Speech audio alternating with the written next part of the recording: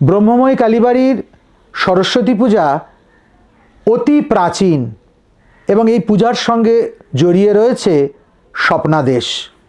যে সমস্ত ছাত্রছাত্রীরা অনেক পরিশ্রম করেও আশানুরূপ ফল পাচ্ছে না কিংবা ইন্টারভিউতে গিয়ে সাফল্য আসছে না, যারা ভগ্ন মনোরথ কিংবা যারা আরও ভালো রেজাল্ট করতে চাইছেন, তাদের জন্য কিন্তু প্রতি বছরের মতো এবছরও মায়ের বিশেষ স্বপ্নাদিষ্ট খাগের কলম মন্দির থেকে দেওয়া হবে আগামী 2রা ফেব্রুয়ারি 2025 সরস্বতী পুজোর দিন বিকেলবেলা।